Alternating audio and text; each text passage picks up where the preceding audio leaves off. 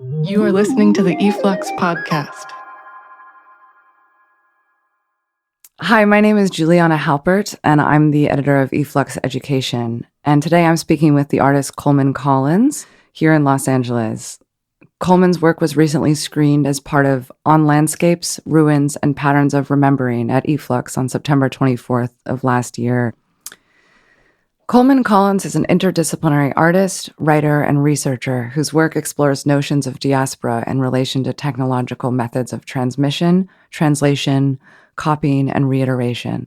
He is currently an assistant professor of art at the University of California, Irvine. Thank you for talking with me today, Coleman. Thanks for having me. So for our listeners who haven't seen the work that was screened at e-flux in September, which is called Specular Fiction, which you made in 2024, I was hoping that you could describe the work and how it came to be and what it's about, what it's striking at. Well, Specular Fiction is a pretty short video. It's comprised almost completely of these sort of 3D scans of buildings and objects. And so with the images, there are these 3D scans that are kind of being rotated, and in the case of the buildings, sort of digitally traversed. And in the audio section, there's a narrative that's kind of a short fictional story about a world where objects in the real world have been destroyed in a kind of catastrophe or collapse, and they've been replaced by these digital scans, which in the world of the story are referred to as image objects. So there's a narrator who's speaking to a sort of unknown subject and they're in this discourse tracing the history of what happened and the way that people related to images and the digital in that world, and how there's a sort of a collapse of the distinction between the physical and the embodied and the virtual.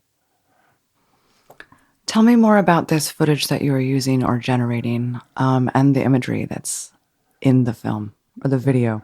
Yeah. Well, I think it started with a sort of fascination with these digital archives that are open source, where people 3D scan objects and sort of upload them online for other people to use as assets in video games or to do their own kind of 3D modeling. So you have all sorts of things like microphones, Ray-Bans, coffee mugs. I'm sort of looking around the room here. This sort of everyday objects that people might use in their 3D worlds. But then also what I found most interesting was the way that there's a certain type of historical preservation that's happening. So buildings, historical sites, they've been preserved with this LiDAR scanning that these various institutions, mostly nonprofits, NGOs, are using to try to preserve cultural heritage. And I've found it fascinating that there's this kind of parallel world that's slowly being built and created, sometimes explicitly through the lens of preservation, but other times just sort of inadvertently. But it's being preserved nonetheless, right?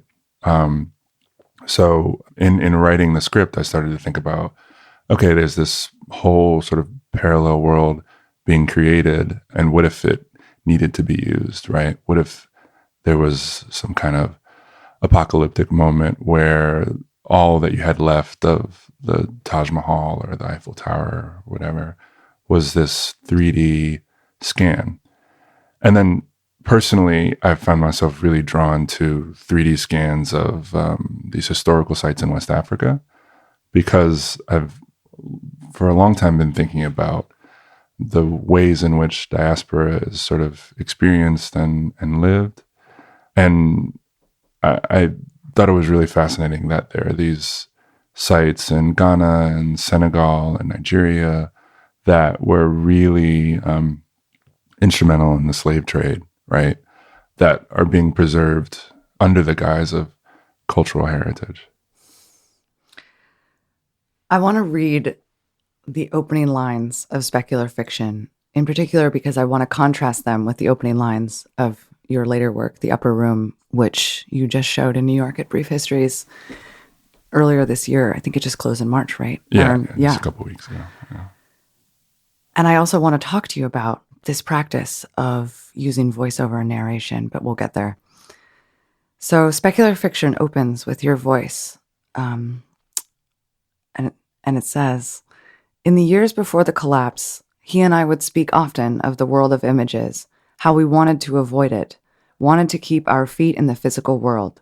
We were vocal about embodiment and about presence, and eventually it meant something to us beyond the implications for our lives and how we would live them, and, in time, began to resemble something like an ethic. I love this mysterious he and I. You never really quite specify who the protagonist or who the narrator, rather, and who this he is in the video.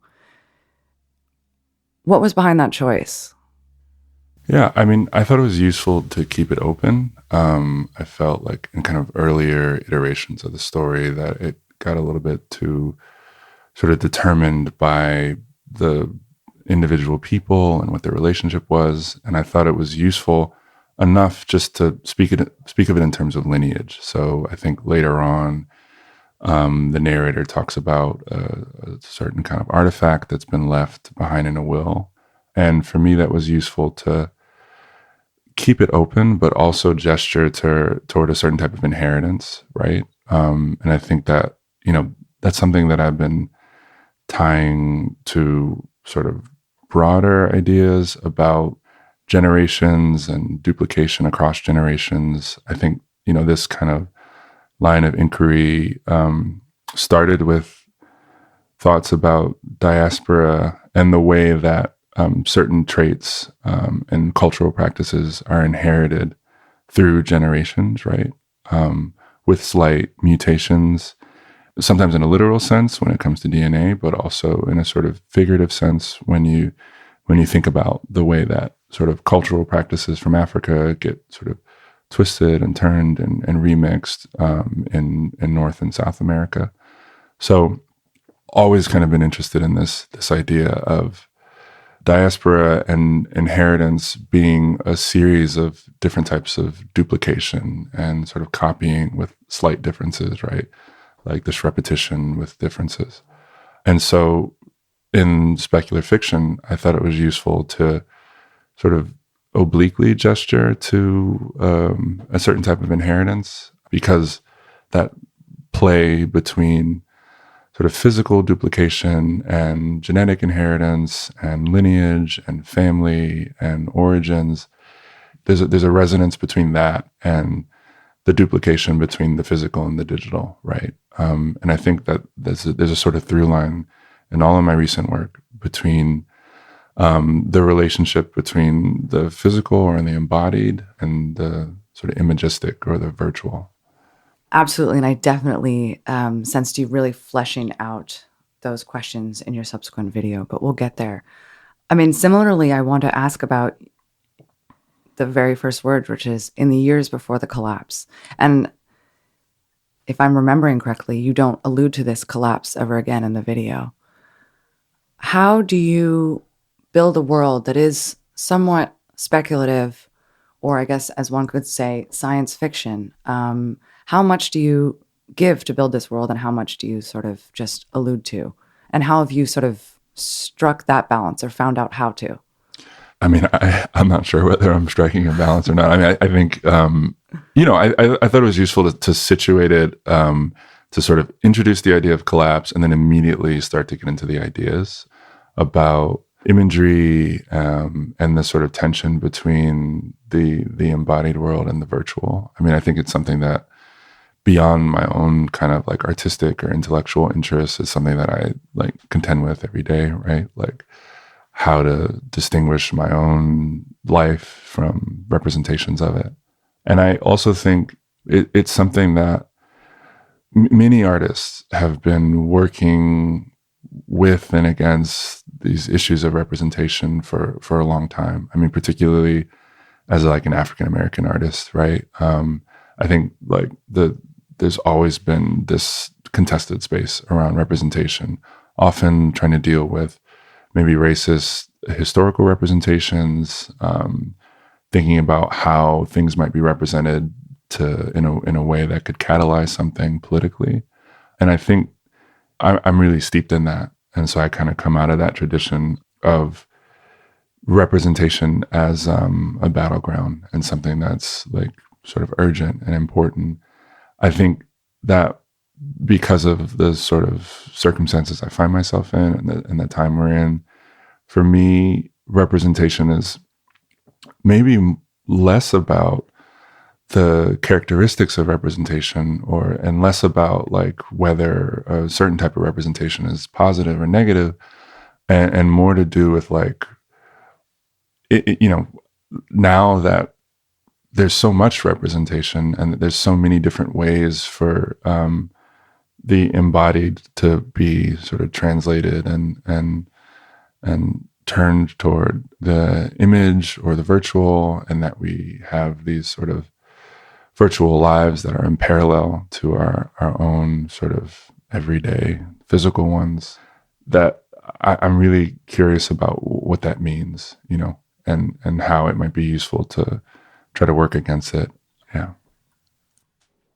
I'm starting to understand. I mean, my favorite thing about your works, besides their sort of gorgeous writing and elaborate world building and the way that you mix so many different types of, I guess, imagery or footage, my other favorite thing is your choice of using voiceover narration and your own voice. And it does create that spectacular kind of disembodied, omniscient narrator.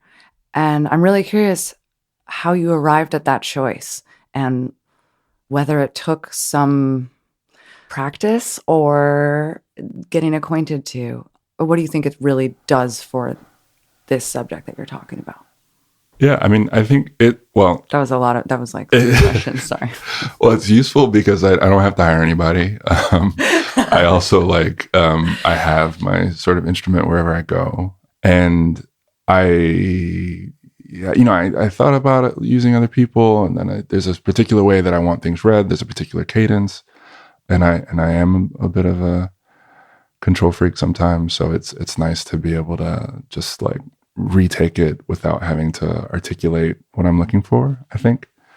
And then kind of randomly, I mean, in the pandemic, I have a friend who I couldn't see, obviously, because we were under lockdown. And we sort of, I don't know, organically got into this practice of sending each other poetry, but like read out loud.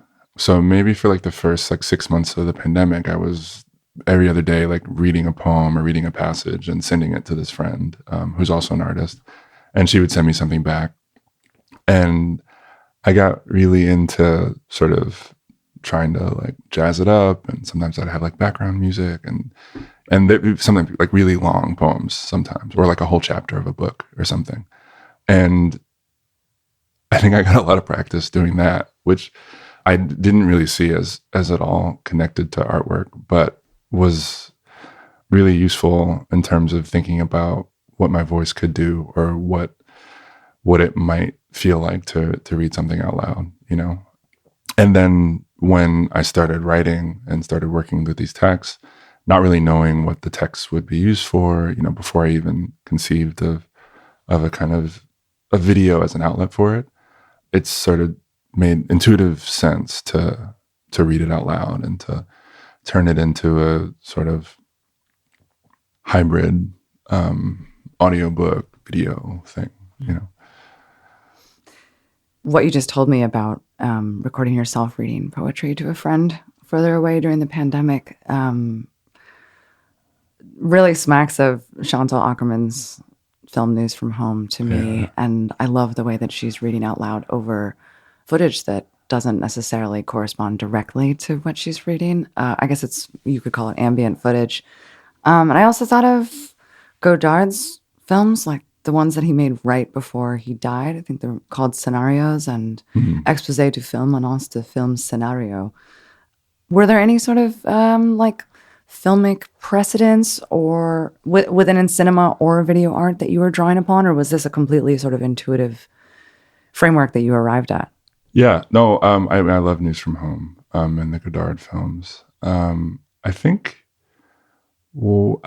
probably more than film particularly was the fiction writing of this it's a German writer named W.G. Sebald. And, if you're reading Sebald, there's these very long passages. And in some ways, the rhythm of the writing, I think, probably more unconsciously than consciously, it's like getting into those long sentence structures that Sebald is sort of famous for. But the other thing is that those passages are often paired with an image, right? And so reading Sebald in the last 5-10 years, you have a sense that the image is this sort of this anchor, and then there's a kind of voiceover that happens, right, with the text beneath it. These sort of long, complicated sentences and these passages that often only obliquely refer to the image. Anyway, so I was reading Sebald, I was thinking, oh, he's like, this is video art, actually. Like, there's an image, right? And then there's a text. And he's combining image with text in a way that's really unique for fiction writing or for a novel, but that is a kind of strategy that's really, that could be really useful for in a different context, right? So it's kind of like, but I mean, obviously, that's one image for like probably like 5 or 10 minutes of text, which isn't quite, what I'm doing. There's a lot more rhythm to the images. It's a lot more change. But I think that pairing of text and image, particularly like longer passages, I'm really, not that this was a conscious thought, but as I've gone back, I'm like, I was like totally influenced by these Sebald books, like Rings of Saturn or The Emigrants.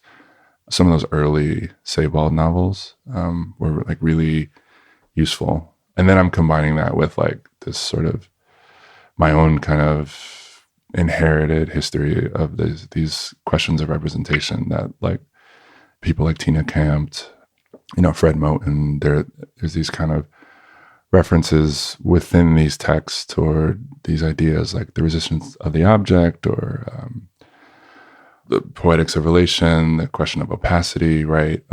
There's a lot of glissant that's in there. So I'm kind of in this position where I've read all these things, I've looked at all this stuff, whether it's Ackerman or whether it's theory or Black Studies stuff, and it's sort of coming back out within the work,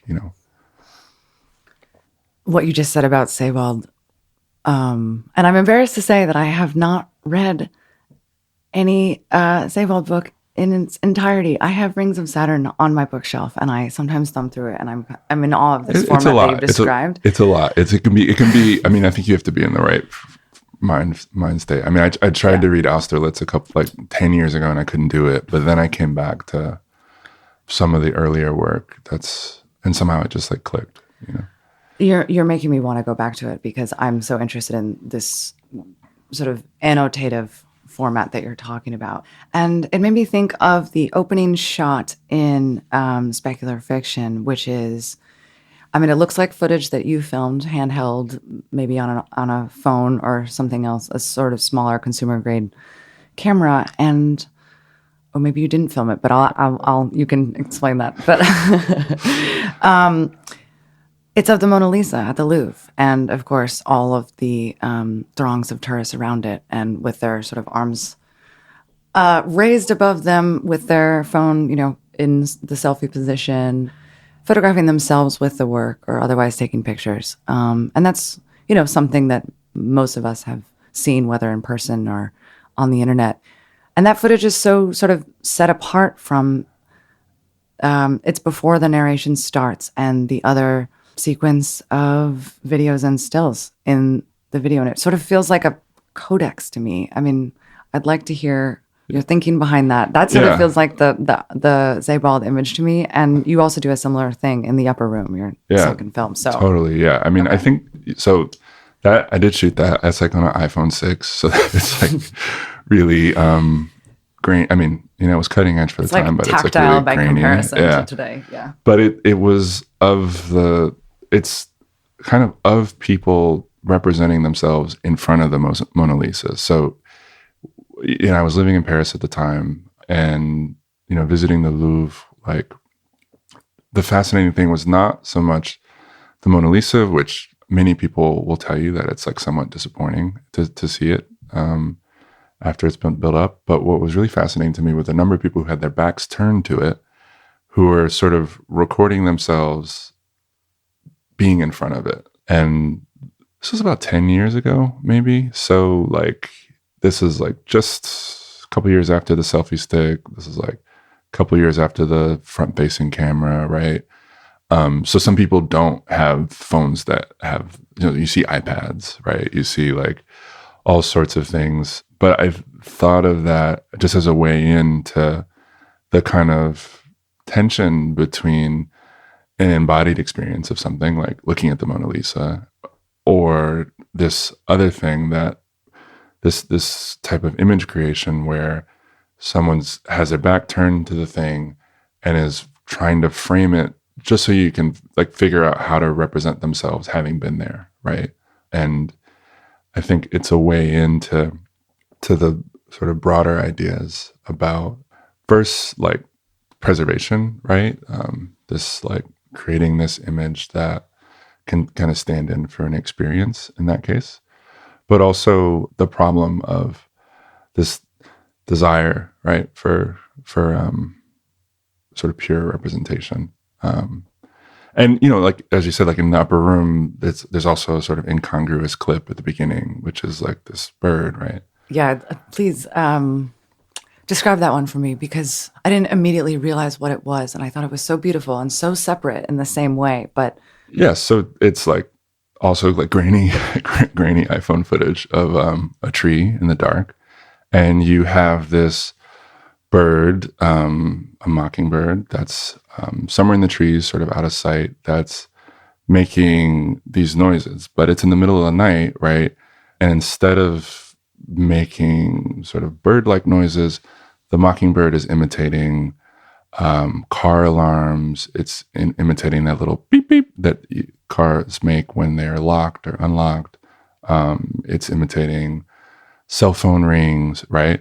That's just like something I recorded like just in my everyday life at the time.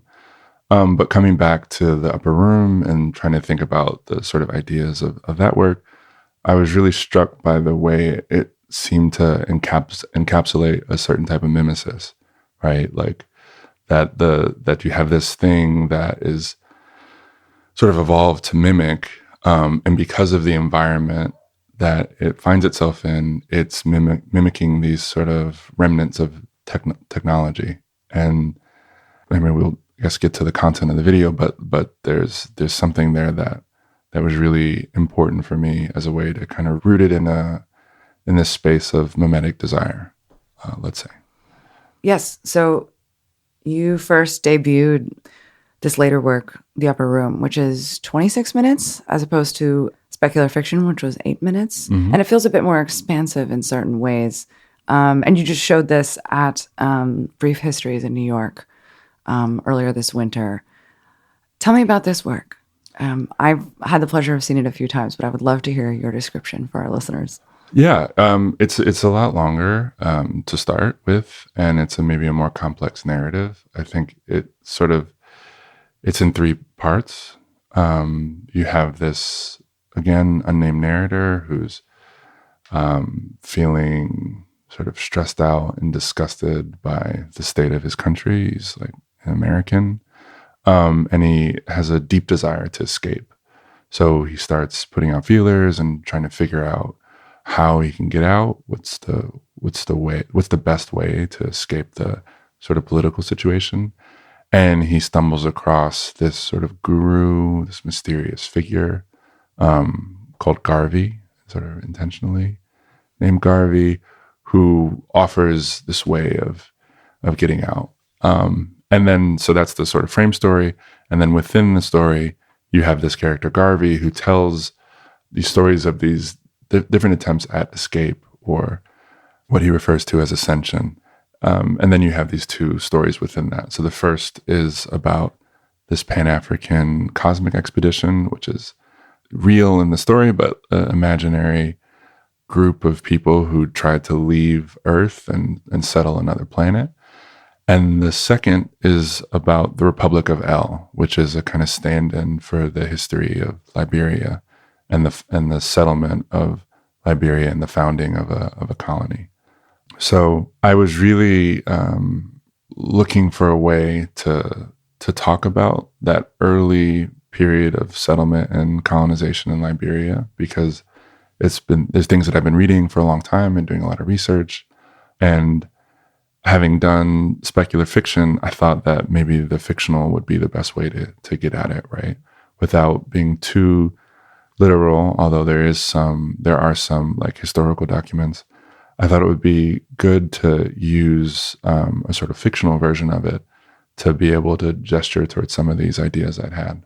So yeah, I'm not so clear about how many people know about this history.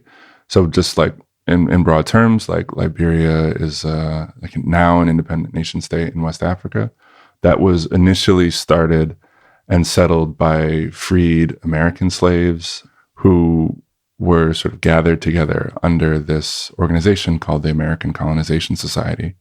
And, it was a real attempt to deal with what people refer to as the Negro problem, right? Like, how could you have this population of minorities? How are you ever going to be able to integrate them into the American state, right?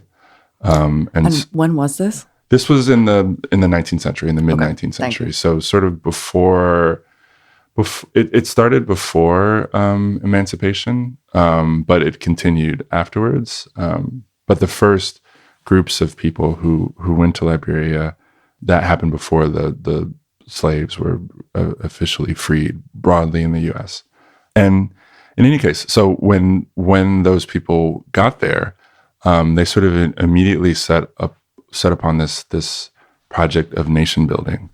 And in many ways, what they were doing was a sort of duplication of the American nation state project. So there's a Declaration of Independence, which I excerpt in the video, but there's also a certain type of architecture that mimics plantation architecture, and that was kind of my way into this project, because I had been reading a lot about Liberian architecture and the ways that structurally and formally there were real resonances, and in some cases sort of literal duplications of these Southern American archetypes.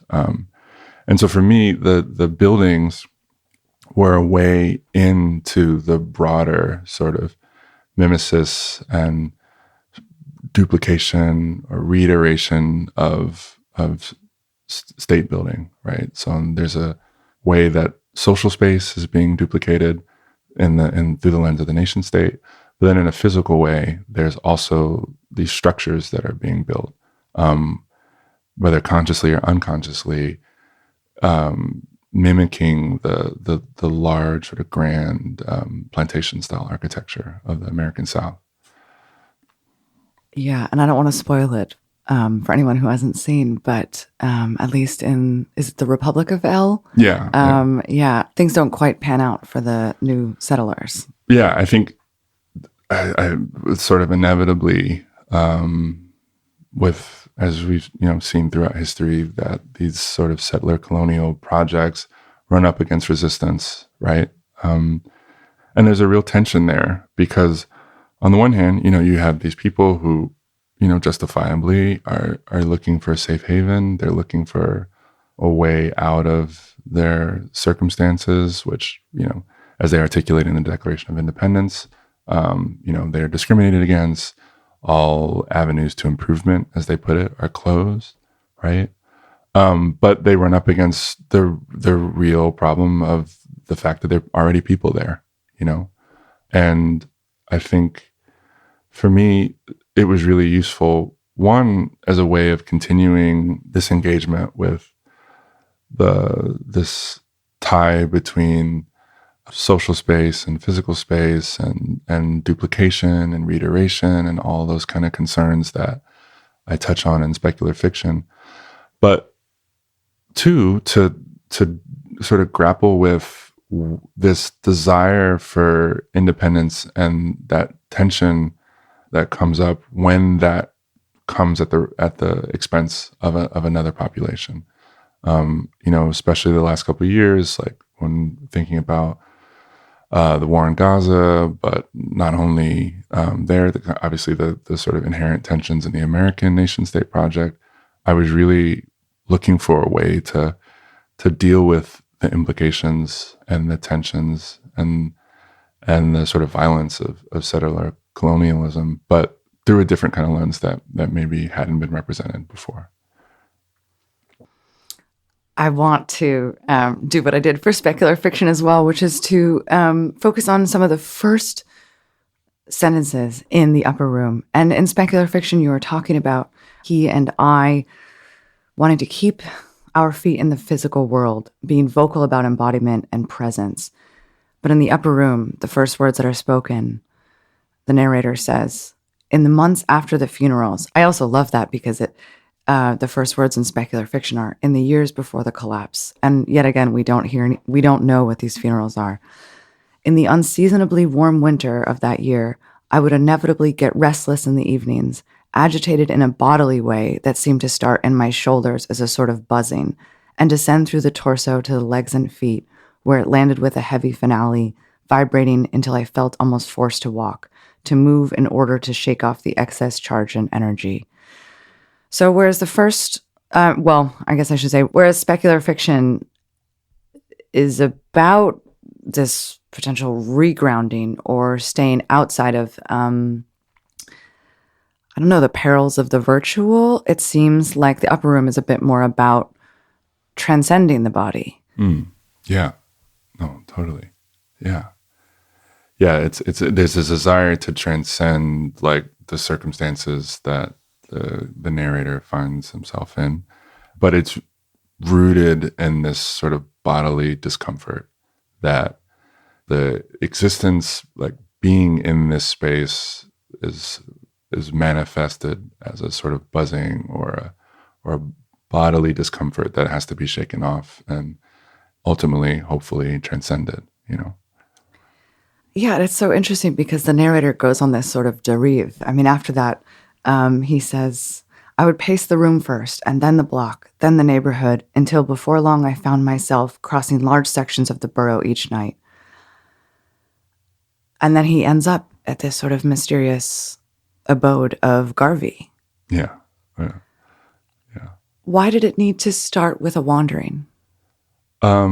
Maybe not need, but why did it? No, I think wandering is really entrance. useful. I mean, I think that this is sort of, in some ways, parallels the feeling of being stateless, of searching for home, right? I think that maybe the condition of being in diaspora, you're not really, you don't have a sort of blood and soil connection to a place, right? There's a slight discomfort that's sort of inevitable, particularly, when the place you're in becomes increasingly nationalistic, let's say, or ethnocentrist. So I think wandering is a good place to start. That there's this sort of physical discomfort that causes one to wander and look for a way to escape. And I think the Garvey character claims to be able to offer relief from that. I will admit that when I saw The Upper Room in the gallery, I don't know if this moment was intended to be funny, but as someone who is from northern Vermont, very close to Canada, I did find I laughed. I really cracked up when the protagonist is talking to Garvey about, I think it's potentially escaping to Canada. And Garvey sort of looks at him disdainfully and says, no, Canada is horrible and like inhospitable to Black people. I don't remember the exact line, but it was this kind of small detour and a rare humorous moment. Yeah. Why Canada? Where did that come from? Well, I think it's like the narrator comes and Garvey's like, I found the way out. I found the way to escape. And the narrator's like, oh, well, you mean the Underground Railroad, right? Which I think is, for me anyway, like when I think about escape in the kind of history that I was steeped in growing up, there's this underground railroad, and you make it north, right? But I think for Garvey, and from the perspective of the video, you go through the Underground Railroad, you're just in Canada, right? And Canada's not like paradisical enough. It's got to be better than that, right? And Garvey's saying, no, you end up in Canada, you just have a new set of problems, right? I should say that Garvey, the character's name, is a reference to Marcus Garvey, who was, probably best known for the Back to Africa movement in the early 20th century. So I thought that was like a really useful reference, as for this like person to embody, right, this idea of return and escape, because that movement was, I think, parallels some of the desires that the narrator is feeling. Yeah, when you were talking about the Underground Railroad, it did help me realize why that sort of Canada anecdote is so helpful, because it shows the protagonist's, I guess, the limitations of his imagination, whereas the North is maybe the final frontier, but Garvey, helps him realize that there have been many other attempts to escape to another frontier, like the Republic of El in Africa, and then the Pan-Africanist space expedition in the 90s, in which several astronauts blast off and attempt to reach an exoplanet. And, no one on Earth knows if they've made it because they lost communication. But what Garvey is really trying to demonstrate to the protagonist is that there is another, maybe most final frontier, and that is the uploading of one's self to the digital cloud. Mm. Yeah. Tell me more about how you arrived there. Yeah, I thought the use of or the talking about the digital as the sort of final frontier was a good way to tie this desire for escape from a sort of physical or political situation, and to tie that to the kind of escapism that maybe we experience when we want to get out of our everyday embodied world toward the sort of parallel world of the online and the digital and virtual. That was also a kind of conscious decision that was embodied in like how it was made, right? This was the first time that I was working with AI images. So like there's this sort of weird, uncanny quality toward for the Garvey character, because it's like a sort of composite person that you get when you're producing AI generated images. But I thought that mechanism and that kind of way of working was really useful way of sort of performing this reiteration, this like, mimetic thing that happens, right? Because all of those images are just the product of thousands, millions of images that it's been trained on, that kind of sort of coalesce to produce this new thing that's neither here nor there, right? And in a similar way to both with the sort of architecture that's referenced and the creation of the nation state with this sort of uncanny duplicate of the Declaration of Independence, I thought that these sort of composite, weird duplicate images could also do some kind of work toward gesturing to that. Absolutely. And was this your first time working with AI generated images and Midjourney? Yeah, it was my first time, and it was really strange. Training Midjourney is funny, or I guess there's some, you could debate whether it's training me or I'm training it, because obviously it's learning, right? But sometimes you get these really anachronistic haircuts or these anachronistic artifacts. So while there was, as I said, like a combination of old things and new things, trying to make an old image, trying to make an image that could plausibly be from 1870 or 1880 can be a little tricky, because maybe the buildings are right, maybe the clothes are right, but it has like a sort of hipster undercut.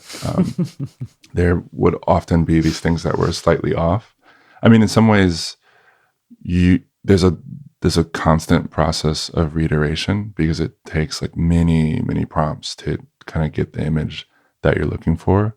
I mean, obviously, like when you see the work, Some of the images are obviously AI generated. There's something off about them, but they're many sort of generations downstream of the initial prompt, because sometimes the initial prompt is just like totally ridiculous, like way too ridiculous to use for anything. So there was a sort of slow iteration and reiteration to produce something that was a usable image.